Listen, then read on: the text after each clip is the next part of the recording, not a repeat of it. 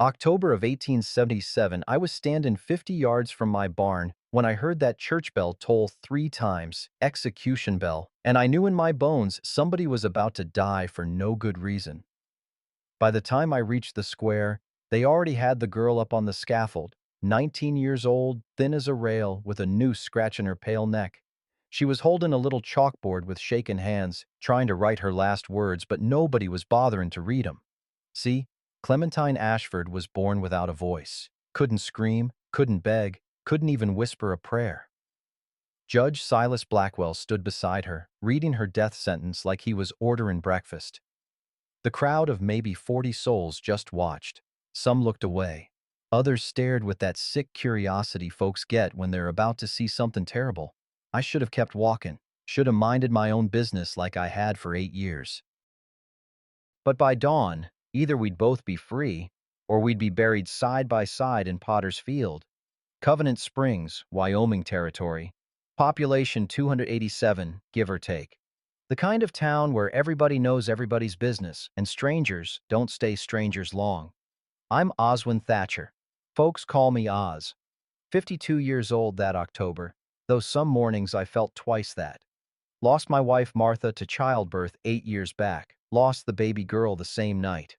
Been working my 160 acres alone ever since, speaking to nobody unless I had to. That morning started cold, cold enough to see your breath hang in the air like ghosts. Cottonwood leaves were turning yellow, falling like coins nobody could spend.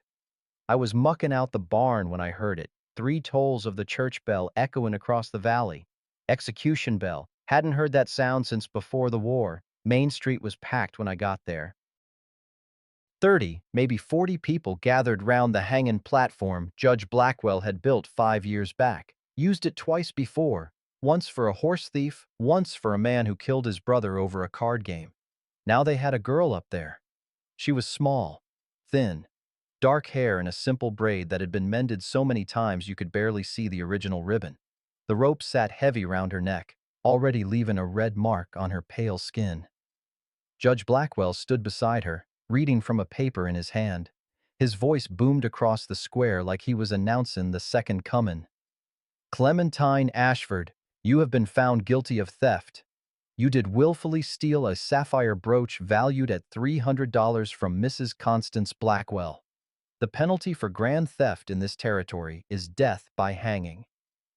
The girl held up her chalkboard. Her hands shook so bad the chalk dust fell like snow. She'd written in big letters, "I didn't take it." Nobody read it. Nobody even looked. I stood at the back of the crowd telling myself it wasn't my concern. Didn't know this girl. Didn't know her family. Wasn't my place to interfere with the law, even if the law sometimes got things wrong. But then she turned her head, searching the crowd for one face, just one, that might believe her. And I saw her eyes. Brown eyes, same shade as Martha's. Same shade our baby girl's had been in the 30 minutes she'd lived before the fever took her. My chest went tight. "Judge," I called out, my voice rusty from disuse. "This girl got a lawyer?" The crowd turned. Faces I knew.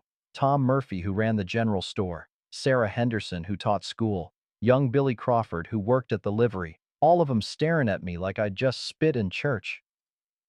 Judge Blackwell's face darkened like a thunderhead. "This is a legal proceeding, Thatcher. Mind your business." "I'm asking if she had proper representation." "Hiram Wells represented her." I snorted. Hiram Wells was the town drunk. Spent more time face down in the saloon than in his office.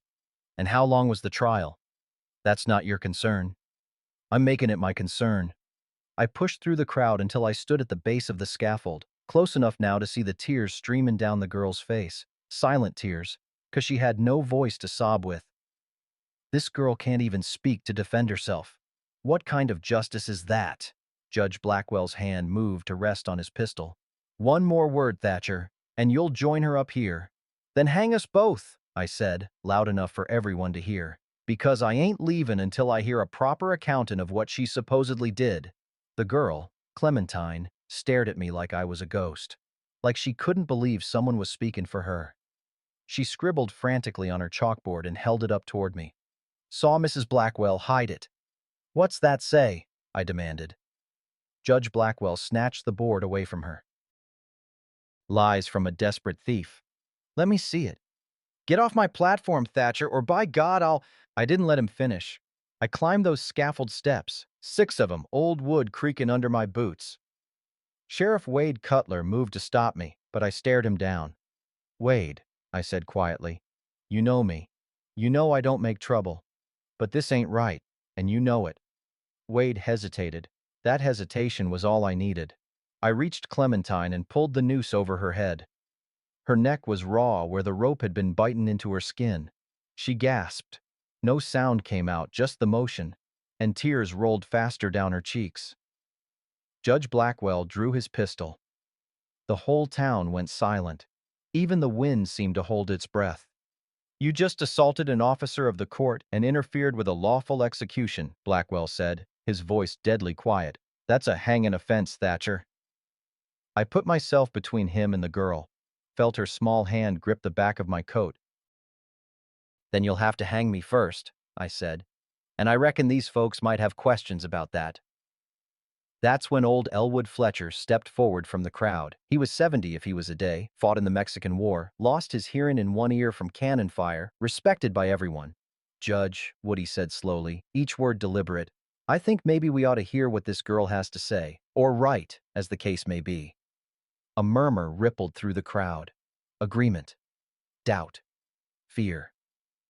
Judge Blackwell's face went white, then red, then white again. And I knew right then, this man was hiding something terrible. Dawn came cold and gray. Woody had stayed the night, sleeping in his bedroll on the porch with his rifle across his lap. Inside, I could hear Clementine moving around in Martha's old room, heard the floorboards creak, heard her bump into furniture in the darkness. She hadn't slept, neither had I.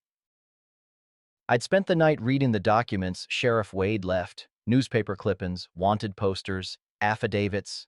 Judge Silas Blackwell's real name was Simon Blackstone, former treasurer of Kansas City, Missouri.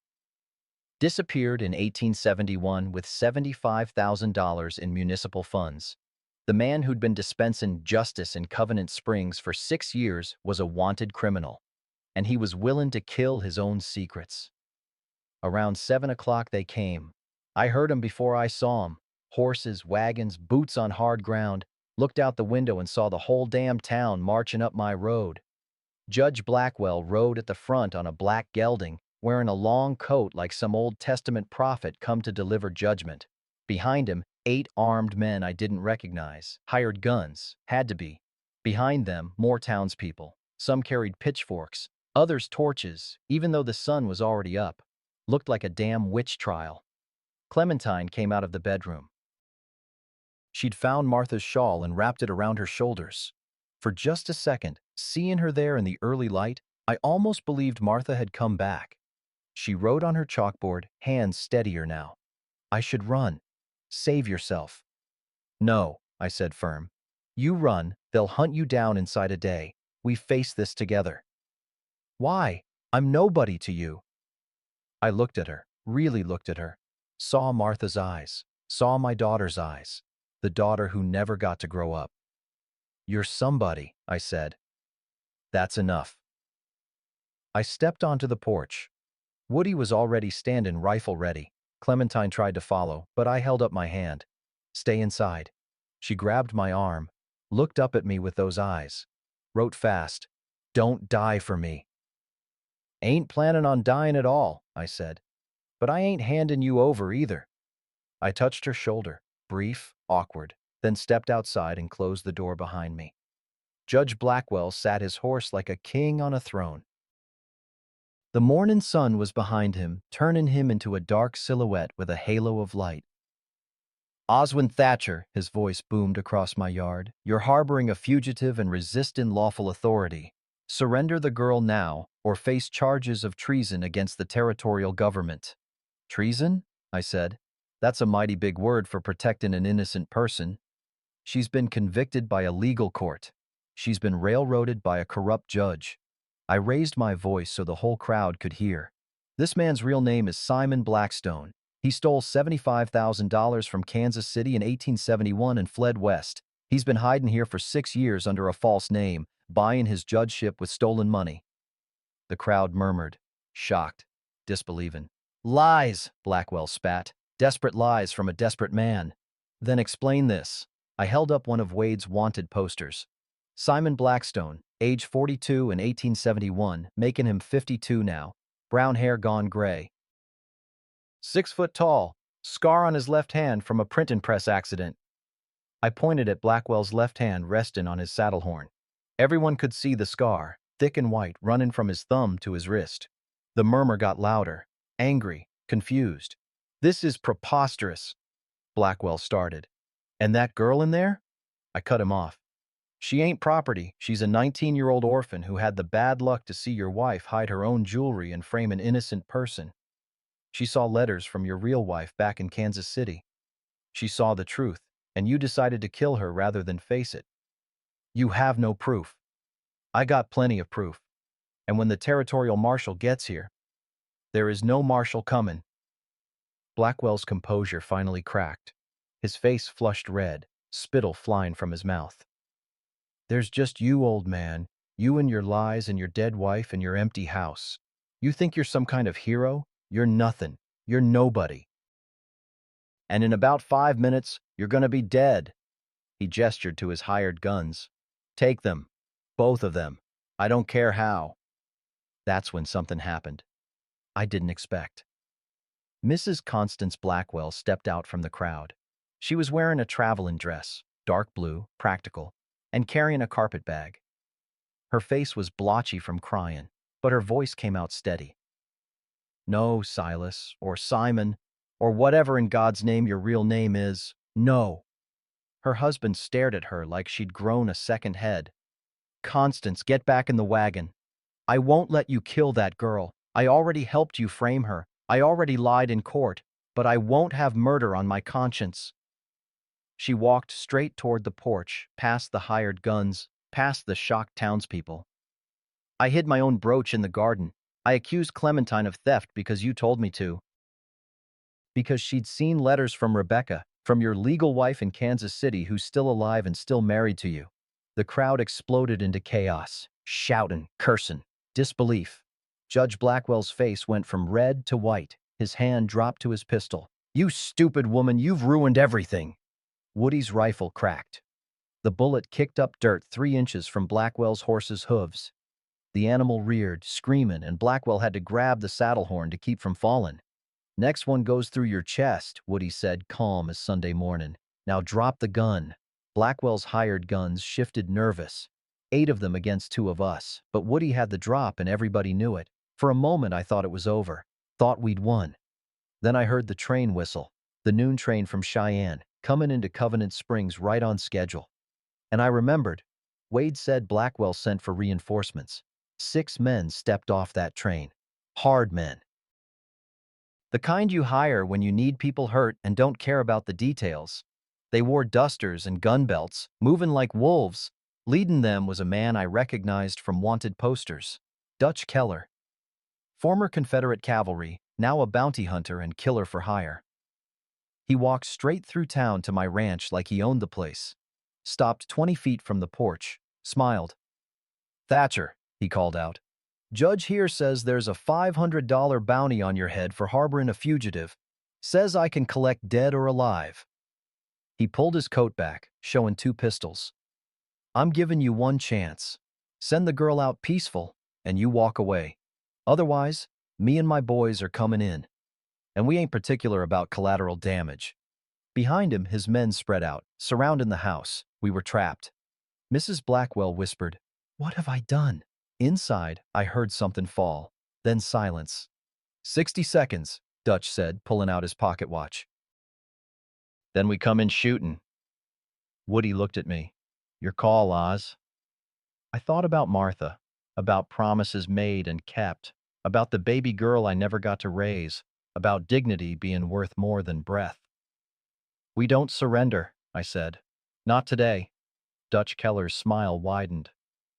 "Figured you'd say that." He snapped his watch shut, and the first shot shattered my kitchen window. Glass exploded inward, rain in shards across Martha's old table. The cup I'd been drinking coffee from shattered, hot liquid spraying everywhere. "Get down!" I shouted. Clementine dropped to the floor.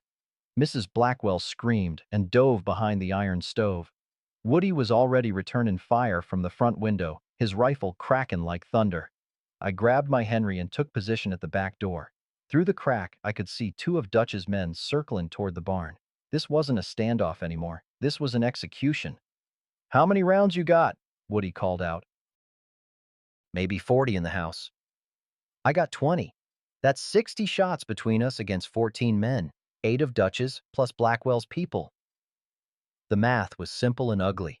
Another window shattered, then another. They were tearing my house apart, room by room. A bullet punched through the door 6 inches from my head, sending splinters flying.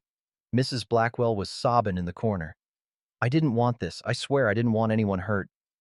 "Little late for that," Woody grunted. He fired twice more. Heard someone yelp outside. Not a death sound, just pain. Through the broken windows, I could see the townspeople hanging back, uncertain. They'd come for a show of force, maybe an arrest. They hadn't signed up for a war. But Dutch's men had. This was what they did. I fired at the two figures near the barn. One went down clutching his leg. The other ducked behind the water trough. "Oz!" Woody's voice had an edge I'd never heard before. "We can't hold 'em long. Soon as they figure out to rush us all at once." He didn't finish. Didn't need to. That's when I heard it. A sound that didn't belong. Scraping, coming from the cellar. I spun, rifle raised. The cellar door burst open and young Clyde Morrison came crawling out, his face covered in soot, his hands bleeding. "Mr. Thatcher." The boy was breathing hard. "I came through the root cellar, the entrance by the creek bed. You showed me last harvest when we stored the potatoes." "Clyde, what in hell are you doing here?" "Helping." He pulled his daddy's Navy Colt from his belt, old gun, but clean and loaded. "I saw what the judge did, saw him lie about everything. My daddy always said a man stands up when he sees wrong being done." Clementine stared at this boy, couldn't be more than 14, who'd risked his life to help strangers. She wrote on her chalkboard with shaking hands, "You'll die." "Maybe," Clyde said, trying to sound brave though his voice cracked. "But at least I'll die doing right." The words of a child, the courage of a man. "Clyde," I said quick, "I need you to do something brave. Can you get back through that cellar without being seen?" "Yes, sir. Comes out by the creek, then I can follow the tree line." "Go to Marjorie Patterson's house. Tell her to ring the church bell, not the regular ringing, the fire sequence. 3 rings, pause, 3 rings, pause, 3 rings. That's the emergency bell. Every able man in town will come running." "But that's for fires." "There is a fire here, boy. A fire that's been burning in this town for 6 years under a false judge's lies. Time to put it out." Clyde nodded and disappeared back into the cellar darkness. Another volley of shots. The front door exploded inward. Lock shattered. Dutch Keller and 2 of his men rushed in, guns blazing. Woody shot the first man center mass. He went down hard, blood spreading across his shirt. I shot the second man in the shoulder. He spun and fell, screaming. Dutch dove behind Martha's rocking chair and returned fire. A bullet tore through Woody's left arm. He grunted but kept shooting, blood soaking his sleeve. "Surrender," Dutch shouted. "You're outnumbered and outgunned. This is your last." That's when we heard it. Faint at first, then louder. The church bell. 3 rings. Pause. 3 rings. Pause. 3 rings. Dutch's face changed. Calculation. Concern. "What's that?" he demanded. "That's the whole town," I said, ejecting a spent shell and chambering a fresh round. "And they're coming here." Through the broken windows, I could see people running toward my ranch. Dozens of them. Tom Murphy with his hunting rifle, Sarah Henderson with her husband and his shotgun, the blacksmith, the saloon keeper, old men and young men, and even some women carrying whatever they could find. They'd heard the bell, and they were answering. Dutch cursed viciously. "Fall back. Fall back to the tree line." He and his remaining men retreated, dragging their wounded. But I could see it in their eyes. This wasn't over. They were regrouping, waiting for a better angle. The townspeople arrived like a small army. Marjorie Patterson at the front, Clyde beside her, both breathing hard. "Oz," she called out. "Clyde told us what happened. We've come to help." Judge Blackwell was still out there, watching from a safe distance. His confidence was shaken now, but not broken. The town was turning against him, but he still had Dutch's guns and $500 in bounty money. Mrs. Blackwell sat in the corner, crying into her hands. "It's all going to come out now. Everything." "What everything?" Woody demanded, pressing his bloody arm. She looked up with red, swollen eyes. "The girl, Clementine. She's not just a witness to my husband's crimes." We all turned to stare at her. Mrs. Blackwell's voice broke. "My husband, Simon Blackstone, he had a daughter from his first marriage to Rebecca in Kansas City, a daughter named Eleanor who would be 19 years old now." She pointed at Clementine with a shaken hand. "That's her. That's Eleanor Blackstone, his own daughter. He recognized her the day she came to town 3 years ago, and he was going to hang her to keep his secrets buried." The room went dead silent. Clementine's face drained of all color. She wrote frantically, chalk breaking on the board. "My name is Clementine Ashford. My parents died in a fire." "That's what you were told," Mrs. Blackwell whispered. "But your mother Rebecca is alive in Kansas City. She's been searching for you for 6 years. And your father?" Her voice broke completely. "Your father has been living here under a false name, knowing exactly who you were, and he tried to murder you rather than face the truth." Outside, I heard Dutch Keller's voice ring out clear. "You got 1 hour to hand over the girl and disperse. After that, we're burning you out, and anyone still inside burns with the house." Through the window, I saw smoke rising from my barn. They'd already started. Orange flames licked up the side of the old wood structure. My winter hay, my tools. 8 years of work going up in black smoke. The townspeople looked at each other, fear spreading like the fire. They'd come to help. But were they ready to die? Clementine, Eleanor, whoever she was, stood frozen, her whole world shattering around her. Her own father had tried to hang her. And now he was burning down the only home she had left. The townspeople formed a bucket line from the creek to my barn, trying to save what they could. But the fire had too much of a head start. Dutch's men had doused the hay with kerosene. The flames roared like a living thing, shooting sparks into the October sky. Inside the house, I tended to Woody's arm while Marjorie boiled water on the stove. Mrs. Blackwell had stopped crying and now sat silent, staring at nothing. And Clementine, Eleanor, sat on Martha's old chair by the window, watching her whole world burn. I finished bandaging Woody's wound and walked over to her, knelt down so we were eye level. She wouldn't look at me, just stared out at the fire. I touched her hand, gentle. She flinched, but didn't pull away. "I don't know if what Mrs. Blackwell said is true," I began quiet. "But even if it is, it don't change nothing. You're still the same person, still innocent, still worth protecting." She picked up her chalkboard. Her hands shook so bad she could barely write. "Why would my father try to kill me? Because some men choose money and power over everything else, even their own blood." Tears rolled down her face, silent crying the way someone cries when there's no sound to give the pain shape. "I did something then I hadn't done in 8 years. I reached out and pulled her into my arms.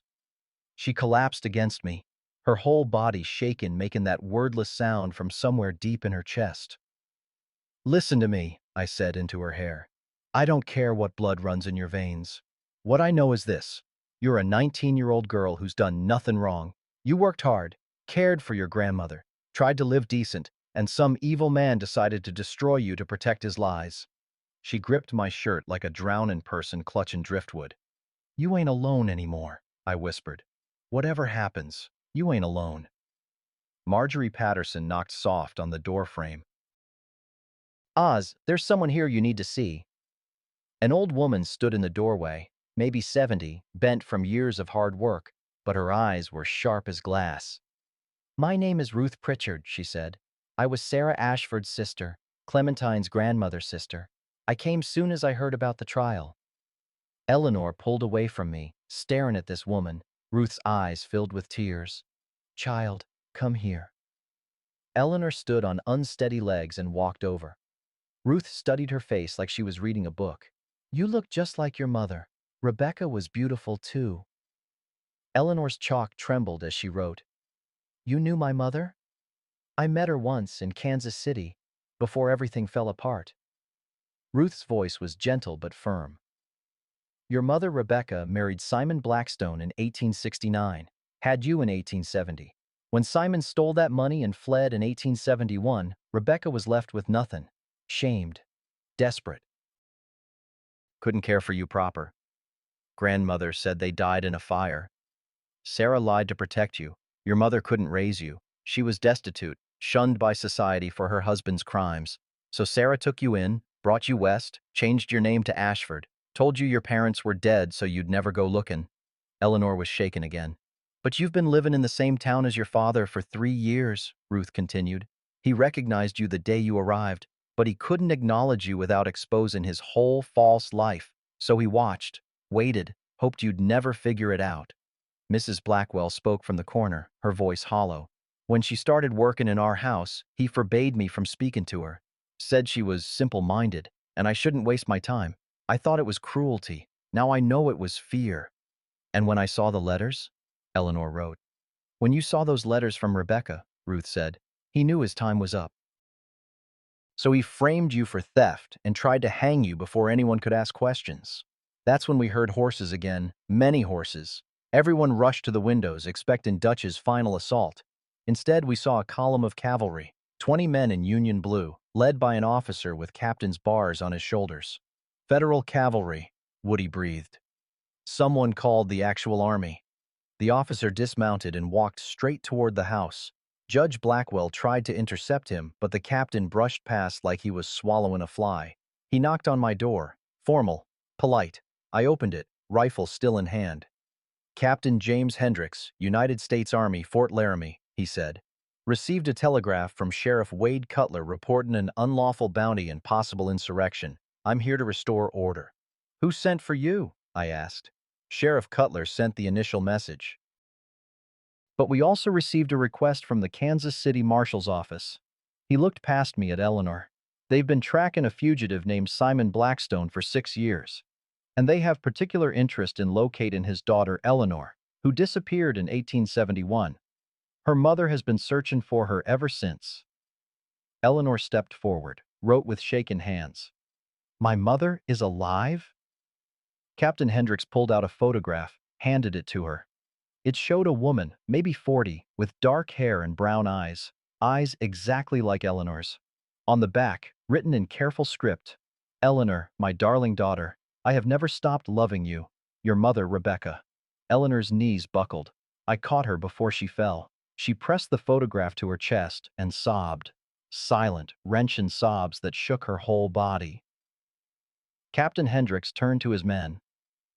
Arrest Simon Blackstone for embezzlement, fraud, and attempted murder. Arrest Dutch Keller and his associates for attempted arson and assault. Soldiers moved to comply. Judge Blackwell, Simon Blackstone went wild, screaming, thrashing. She's nothing, she's nobody. I built this town. I brought civilization here. 2 soldiers restrained him, but he kept raging. You can't do this to me. I'm the law. His hand went to his boot, pulled a small derringer I hadn't seen. If I'm going down, he snarled, eyes locked on Eleanor. She's coming with me. Time slowed. I saw his finger tighten on the trigger, saw Eleanor frozen in shock, still clutching her mother's photograph, saw Mrs. Blackwell's mouth open in a scream. I threw myself in front of the girl just as the gun fired. The bullet hit me high in the shoulder. Felt like being kicked by a mule, hot, burning, knocking me sideways.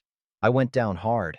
3 soldiers opened fire. Blackstone's body jerked, dancing like a puppet with cut strings, then collapsed into the dirt. Dead before he hit the ground.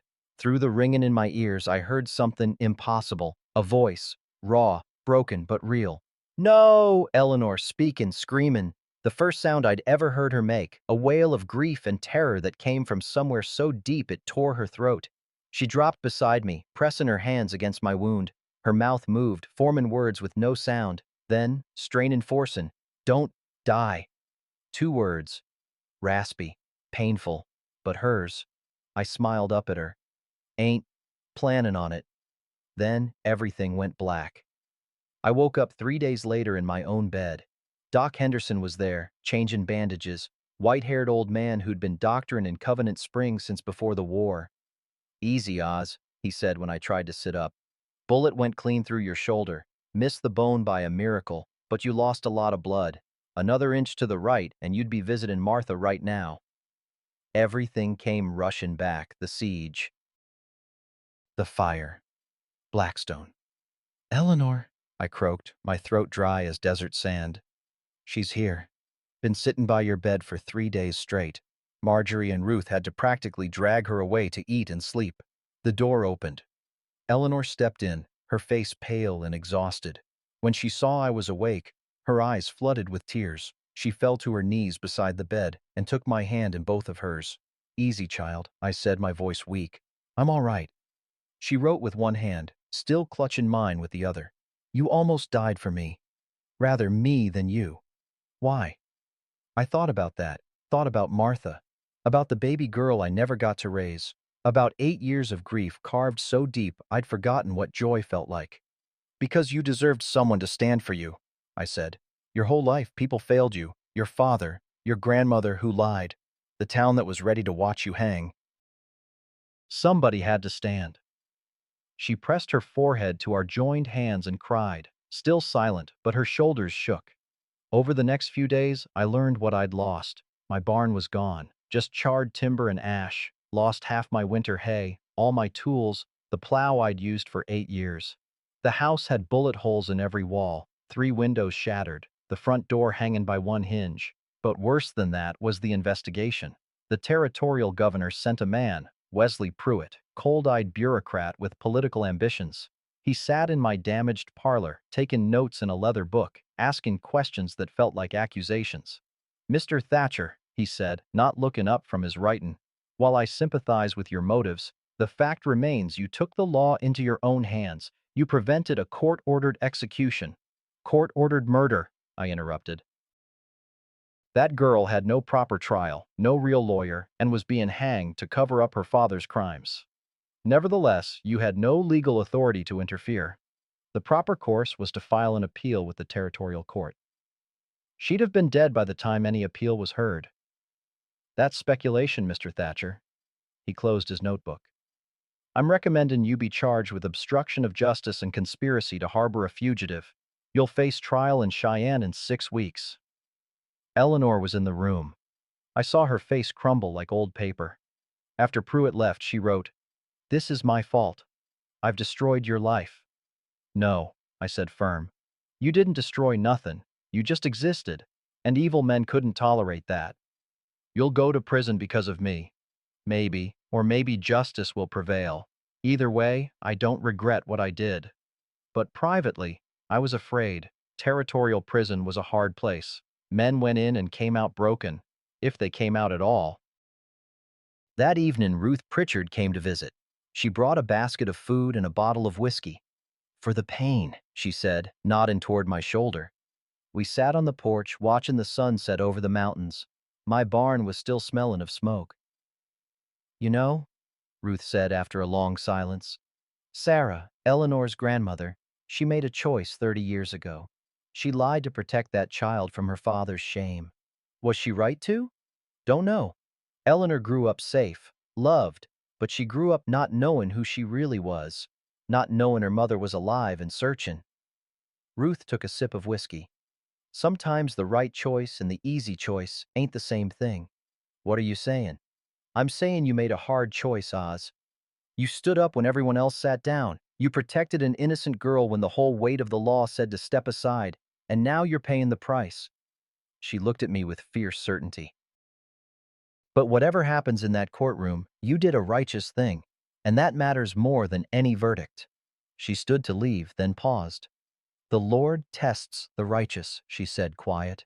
"Your test ain't over yet, but I believe you'll pass it." 2 weeks later, the federal marshal arrived. Tom Granger was a decent man, apologetic even, but a warrant was a warrant. "I'm sorry, Oz," he said as he locked iron cuffs around my wrists. "Orders from Cheyenne." "I understand, Tom." Eleanor tried to follow, but Marjorie held her back. "They won't let you come to the trial, dear. Marjorie said gently. "You're a witness. You'll be sequestered." Eleanor's face twisted with anguish.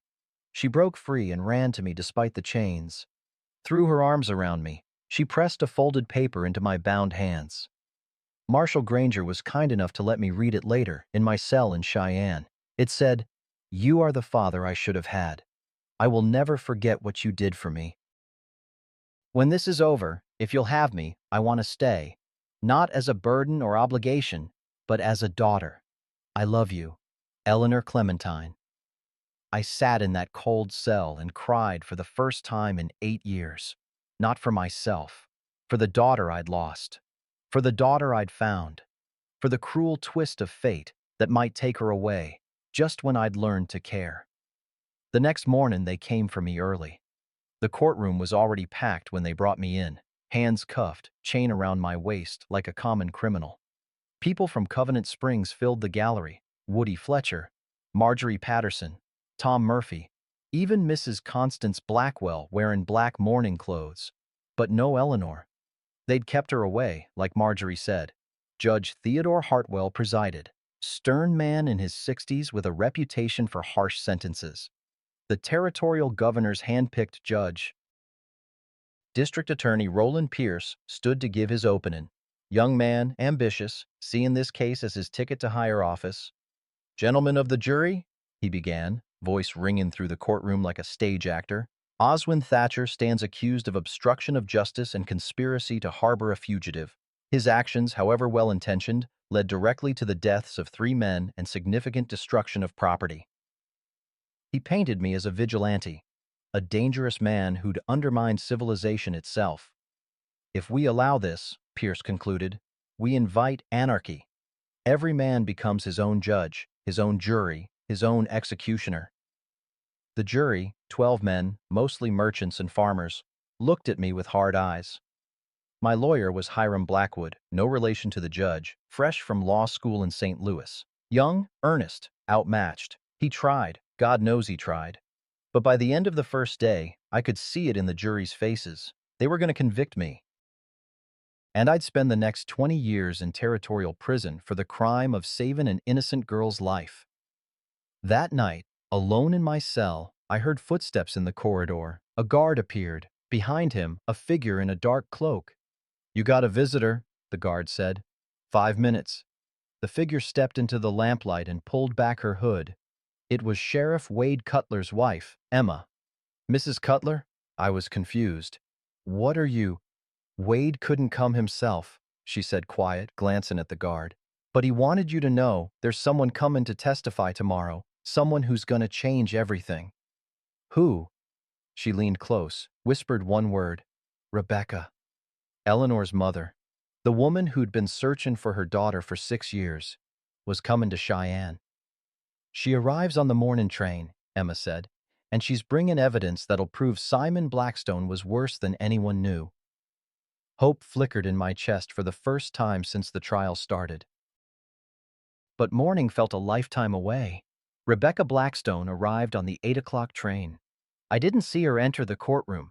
They had me in the holding cell, but I heard the murmur ripple through the crowd when she walked in. When the bailiff brought me out in chains, I finally saw her. She sat in the front row, wearing a simple gray dress, dark hair streaked with silver, pulled back proper, and those eyes. God, those brown eyes that looked exactly like Eleanor's. She met my gaze and nodded once, firm, grateful. Judge Hartwell gavelled for order. "Mr. Pierce, call your next witness." "The prosecution rests, Your Honor," Pierce said, looking smug. He'd spent 2 days building his case. Witnesses saying I'd threatened Judge Blackwell, interfered with the execution, harbored a convicted fugitive. Young Hiram stood, his hands shaking. "Your Honor, the defense calls Mrs. Rebecca Blackstone to the stand." Pierce shot to his feet. "Objection. This witness isn't on the approved list. She only arrived this morning," Hiram said. "From Kansas City, she has critical evidence about Simon Blackstone's criminal activities." "This trial isn't about Simon Blackstone," Pierce argued. "It's about Oswin Thatcher's illegal actions." Judge Hartwell considered. "I'll allow it, but keep it relevant, counselor." Rebecca took the stand. The bailiff swore her in. "Mrs. Blackstone, Hiram began, his voice steadier now. How long were you married to Simon Blackstone? 6 years, from 1869 to 1875, when he was declared legally dead after his disappearance. And you had a daughter? Yes, Eleanor, born April 1870. Her voice broke slightly. She was 17 months old when Simon vanished with $75,000 in stolen funds. What happened to Eleanor? My sister Sarah took her. Said it was temporary, until I could get back on my feet. But I was shamed, penniless. Sarah moved west and cut off contact. I've been searching for my daughter ever since. And you've now been reunited? Rebecca's eyes filled with tears. Yes, because Mr. Thatcher stood between her and a corrupt man's bullet. Pierce objected. Your Honor, this is inflammatory. Overruled. Continue, Mrs. Blackstone. Rebecca reached into her bag and pulled out a thick bundle of letters tied with string. These are letters Simon wrote to me between 1871 and 1876. I received them through a postal investigator who'd been tracking his movements. In them, he confesses to the embezzlement, to assuming a false identity, to buying a judgeship in Wyoming territory. She untied the bundle and read aloud, her voice steady. My dear Rebecca, I cannot return to Kansas City. The authorities are too close. I have purchased a position as territorial judge in a small town called Covenant Springs. The money I took will buy me a new life, a new name, a new wife.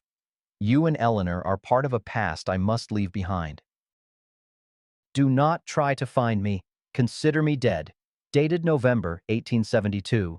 The courtroom erupted. Judge Hartwell's gavel cracked like thunder. Order. I will have order, Rebecca continued. There are 14 letters like this, each one containing confessions to crimes, fraud, bribery, and in the last one, dated May 1877, he writes about a problem that needed permanent solution.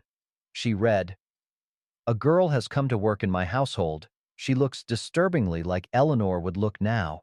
I cannot risk exposure. Constance suggests dismissal, but that is insufficient. The problem must be eliminated entirely. Silence. Absolute silence. That problem was my daughter, Rebecca said, her voice steel. His daughter. And Mr. Thatcher stopped him from murdering her. Pierce tried to recover. Mrs. Blackstone, regardless of Simon Blackstone's crimes, the defendant still violated the law. Which law? Rebecca turned to face him. The law that says a father can murder his own child. And the law that says a corrupt judge can railroad an innocent girl? Or the law that says when institutions fail, decent men must stand idle? That's not— I read the trial transcript, Rebecca cut him off. Eleanor had no real lawyer, no real defense. The trial lasted 40 minutes. 40 minutes to decide if a 19-year-old girl should die. And when Mr. Thatcher questioned that travesty he's called a criminal? She stood, addressing the jury directly. Gentlemen, I am a mother who lost her daughter for 6 years. I am a wife who was abandoned and shamed. I am a woman who has spent every penny I had searching for my child. And I am telling you now, if Oswin Thatcher had not stood up that day, I would have buried my daughter without ever seeing her again. Tears streamed down her face. You want to call that obstruction of justice? Fine. Then I pray to God that when your daughters need help, someone obstructs justice for them too. The courtroom was dead silent. Several jurors were crying. Judge Hartwell called a recess. 1 hour. In the holding cell, I sat with my head in my hands. The guard brought me water. That woman, he said quiet. She just saved your life. Maybe, I said. Or maybe she just made the jury feel guilty for 5 minutes. Feelings pass, verdicts stick. But when they brought me back out, something had changed. Judge Hartwell sat different, straighter, his face harder. Mr. Pierce, he said, I've reviewed Mrs. Blackstone's letters during recess. I've also received a telegraph from the Kansas City Marshal's office. They confirm that Simon Blackstone is wanted not only for embezzlement, but for the suspected murder of Territorial Judge Henry Morrison in 1873. Gasps from the gallery. Judge Morrison was investigating land fraud when he died suddenly of poisoning. New evidence links Blackstone to his death. Pierce's face went pale. Your Honor, I wasn't aware. Neither was I. But it changes the fundamental nature of this case. Judge Hartwell turned to the jury. Gentlemen, you've heard testimony that paints Mr. Thatcher as a vigilante who undermined the law. But I put it to you, what law was being served when a murderer sat on the bench? What justice was being done when an innocent girl was sentenced to death to protect a criminal's secrets? He paused, letting that sink in. This court has a duty not only to uphold the letter of the law, but to serve justice. And sometimes, rarely, but sometimes, those two things are not the same. Pierce tried one last time. Your Honor, regardless of extenuating circumstances, the defendant's actions remain technically illegal. Technically, Judge Hartwell repeated. Mr. Pierce, are you familiar with the doctrine of necessity? It holds that illegal actions taken to prevent greater harm are defensible under common law. Yes, but Mr. Thatcher took illegal action to prevent the murder of an innocent person by a corrupt official. That is the textbook definition of necessity. He looked at the jury. Gentlemen, when you deliberate, I want you to consider this. If we punish men for doing what's right when institutions fail us, what kind of society are we building? The jury filed out. I sat in chains, barely breathing. Rebecca caught my eye from the gallery, mouthed two words. Thank you. They deliberated for 37 minutes. When they returned, the foreman, a rancher named Jacobson with weathered hands and an honest face, stood. We find the defendant, Oswin Thatcher, not guilty on all charges. The courtroom exploded, cheering, crying, chaos. Judge Hartwell gavelled for order, but he was smiling. Mr. Thatcher, you are free to go. Furthermore, this court recognizes that you suffered property damage and personal injury in the course of preventing a greater crime. The territorial government will compensate you for your losses. He paused. And one more thing. The governor has asked me to convey his personal apology. A full investigation into Simon Blackstone's tenure is underway. Every case he presided over will be reviewed. The marshal unlocked my chains. My hands were free for the first time in 6 weeks. Woody pushed through the crowd and grabbed me in a bear hug. Old soldier, veteran of 2 wars, crying like a baby. You did it, he whispered. You actually did it. Rebecca approached, extended her hand. Mr. Thatcher, she said, her voice thick with emotion. I can never repay what you've done. You gave me back my daughter. I took her hand. Where is she? Waiting for you in Covenant Springs. She refused to come, said she wouldn't leave until she knew you were coming home.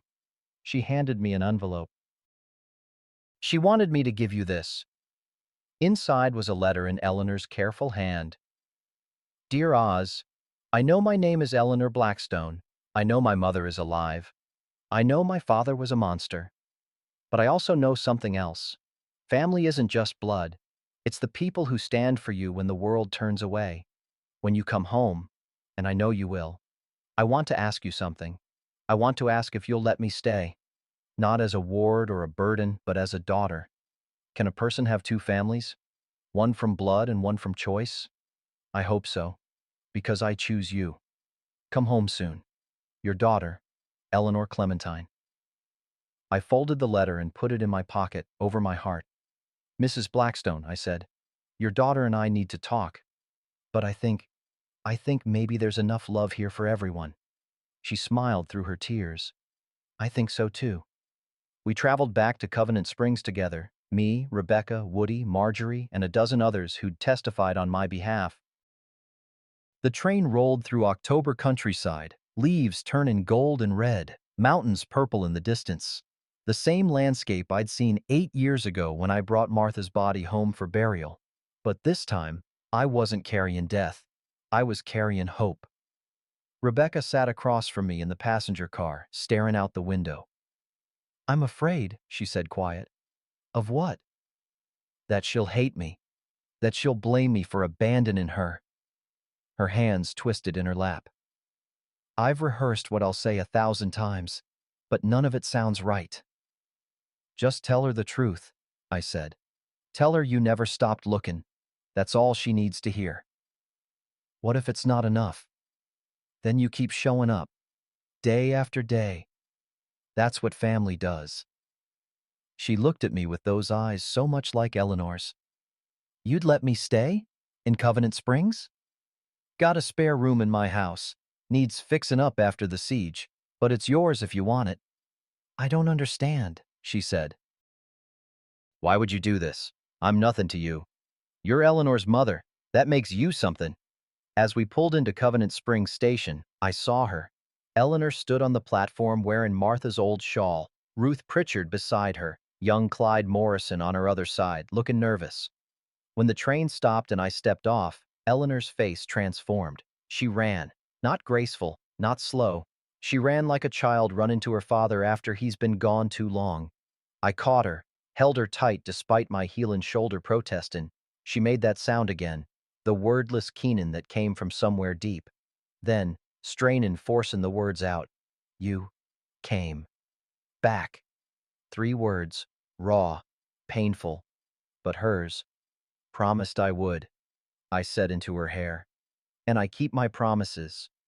She pulled back and saw Rebecca standing behind me.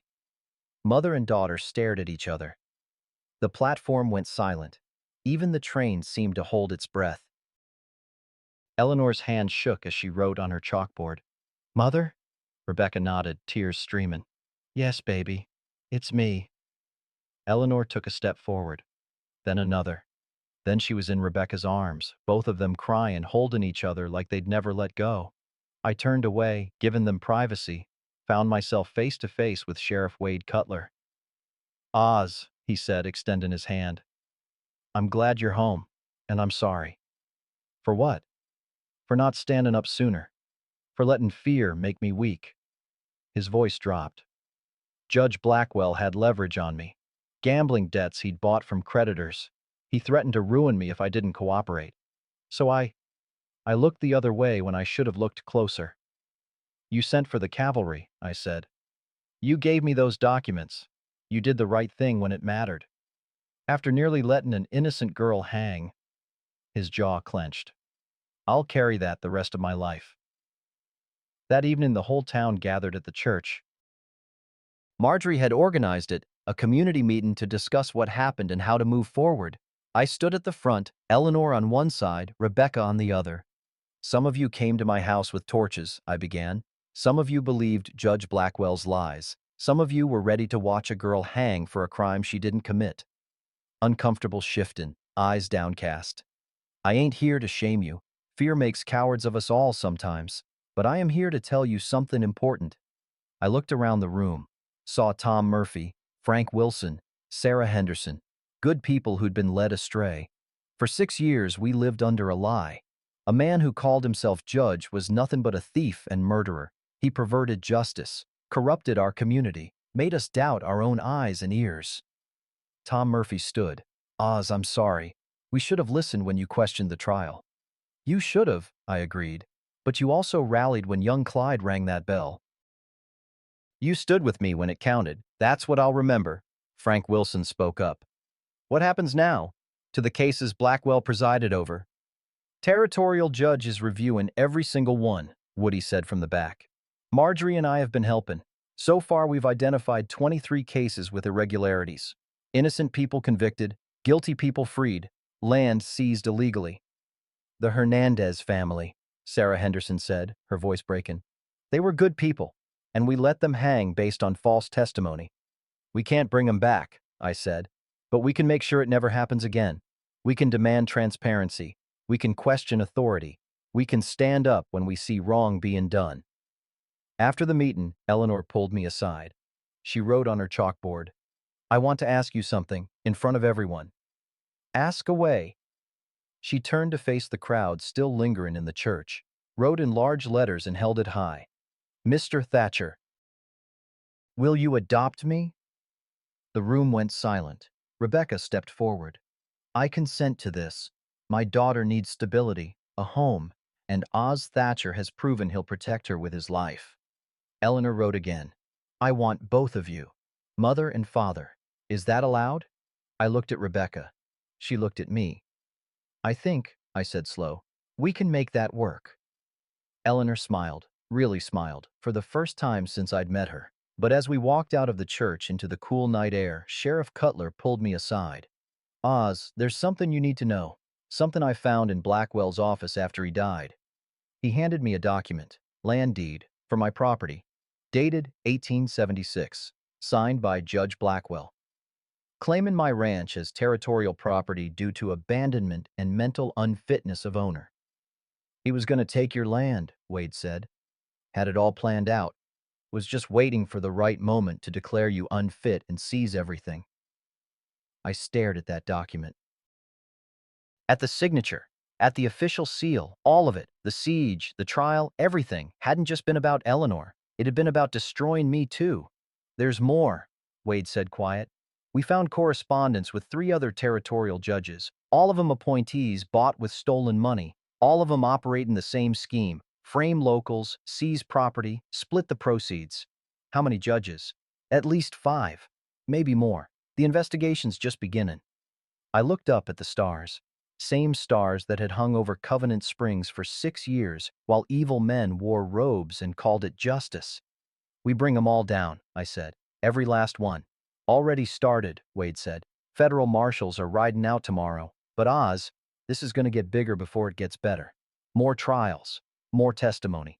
You ready for that? I thought about Eleanor, about Rebecca, about the family we were building from broken pieces. I'm ready, I said. Long as I got something worth fighting for, I'm ready. And as I walked back to where Eleanor and Rebecca waited, I realized something. 8 years ago, I'd lost everything and thought my life was over. But maybe, just maybe, it was only the beginning. February 14th, 1878, Valentine's Day of all things, Judge Theodore Hartwell traveled all the way from Cheyenne to Covenant Springs for the adoption hearing. Said he wanted to see it through personal. The whole town gathered in the church. Woody Fletcher, Marjorie Patterson, Tom Murphy, the Hendersons, young Clyde Morrison, who'd found his courage and never lost it, Ruth Pritchard, Mrs. Constance Blackwell, who'd started a new life teaching seamstress work alongside Eleanor, and Rebecca Blackstone sitting in the front row beside me.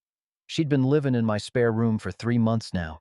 We'd settled into an unlikely rhythm, 2 broken people helping raise a daughter between them, not married, not courting, just family. Judge Hartwell arranged his papers on the makeshift podium.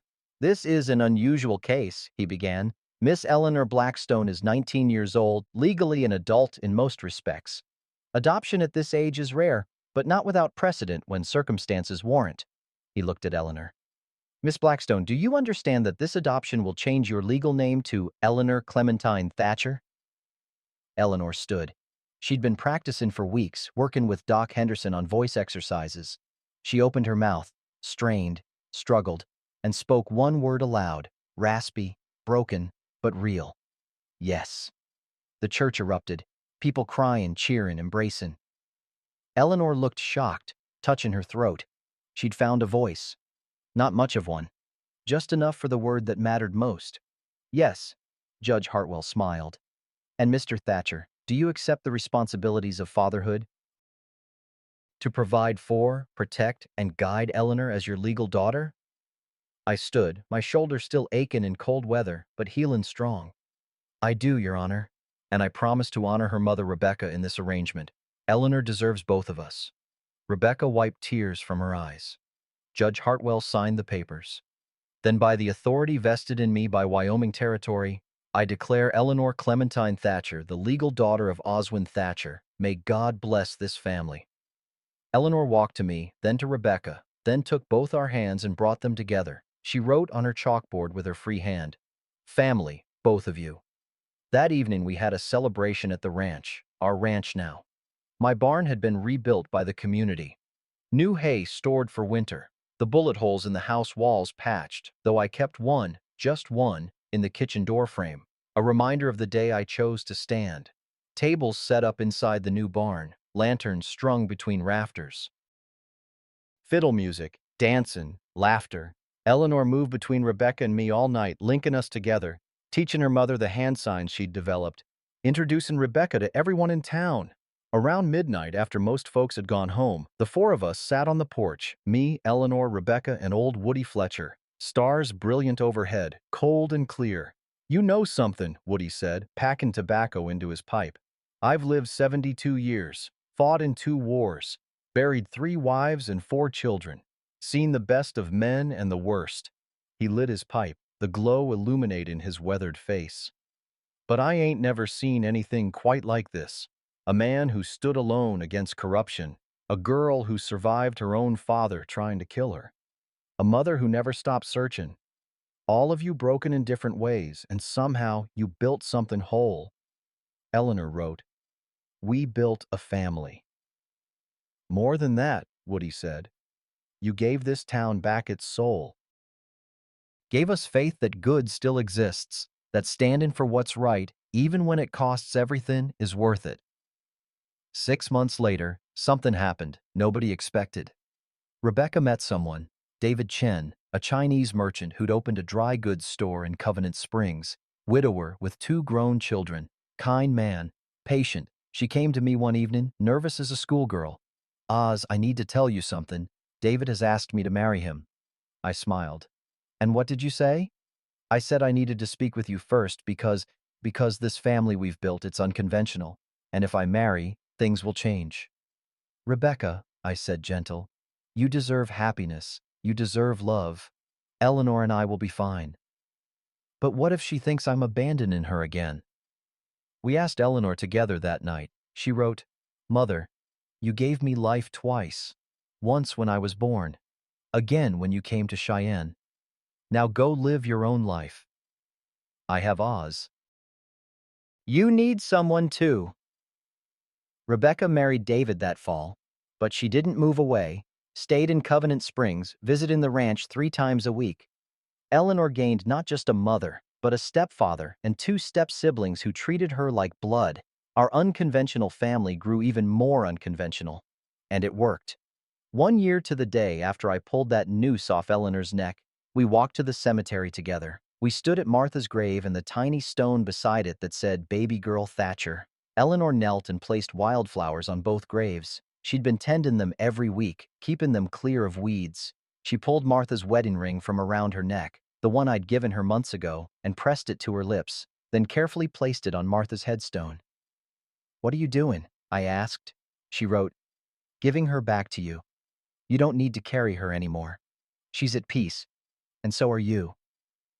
Tears burned my eyes. Eleanor stood and took my hand. I asked God why he took them from you, she wrote. Then I understood. He was making space. So when I needed you, you'd be ready. Your broken heart had room for mine. She wrote one more line.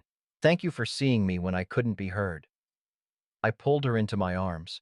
Thank you for giving this old man a reason to live again. As we walked back down the hill toward home, I saw smoke rising from the chimney. Rebecca had started dinner before she left.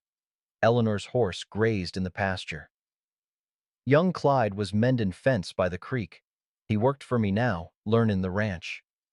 The sun set behind the mountains, painting the sky gold and purple. Eleanor squeezed my hand, and for the first time in 9 years, my house felt full. Not with ghosts, with life. Some men find redemption in church, some in whiskey, some never find it at all. I found mine in a mute girl on a gallows who needed someone to speak for her when she had no voice of her own. And that, by God's mercy, is the truest thing I ever did. The day I stopped being Oswin Thatcher, the lonely widower, and became Oz Thatcher. Father, now I'm an old man, 67 years this past September. Eleanor is 36 now, married to young Clyde Morrison. Turned out that boy had a good heart to match his courage. They got 3 children, 2 boys and a girl. The girl's name is Martha. Rebecca lived with us until she passed 5 years ago, died peaceful in her sleep, surrounded by family she thought she'd lost forever. David still comes by every Sunday for dinner. Eleanor never got her full voice back, but she didn't need it. She taught all 3 of her children sign language, and they taught their friends, and now half the young people in Covenant Springs can talk with their hands as easy as with their mouths. My ranch is still standing. The bullet hole's been patched, but I kept one, just one, in the kitchen door frame. Reminder of the day I chose to stand. I think about that October morning in 1877 sometimes, the rope around her neck, the crowd watching, the choice I had to make, stand up or look away. And I'll tell you what I learned. Standing up for what's right will cost you. Might cost you everything. Your property, your freedom, your life. But sitting down costs more. It costs your dignity, your honor, your humanity. And once you've lost those things, all the safety and comfort in the world can't buy 'em back. Martha was right all those years ago. Grief will either make you hard or make you soft. Hard means nothing touches you anymore, but nothing heals you either. Soft means you break easier, but you mend stronger. And you got space for miracles. So I'll ask you what Eleanor asked me. If you could go back, knowing everything it would cost, would you still stand up for what's right? Because somewhere out there right now, there's someone hanging from a rope. Maybe not a real one, but a rope all the same. Someone being judged unfairly. Someone with no voice crying out for help. The question ain't whether they deserve saving. The question is, are you the kind of person who stands up, or the kind who looks away? I hope you choose to stand. It'll cost you. But I promise, I swear on Martha's grave and Eleanor's life, it'll be worth every penny of the price. Because at the end of your days, you won't remember the times you played it safe. You'll remember the moments you chose courage over comfort, love over fear, standing over sitting. Those are the moments that make a life worth living. If this story touched you, if it reminded you that good still exists, that courage still matters, that ordinary people can do extraordinary things, then let me know where you're listening from. Tell me your story. Tell me the time you stood when others sat, or tell me you're struggling to find the courage, and maybe this old man's tale will help. Until next time, may your courage be strong, your heart stay soft, and your dignity carry you through whatever storms are coming. This is Oswin Thatcher, signing off from Covenant Springs, Wyoming. Remember, family is who you choose, love is what you give, and standing up is the only way to truly live. God bless and keep standing.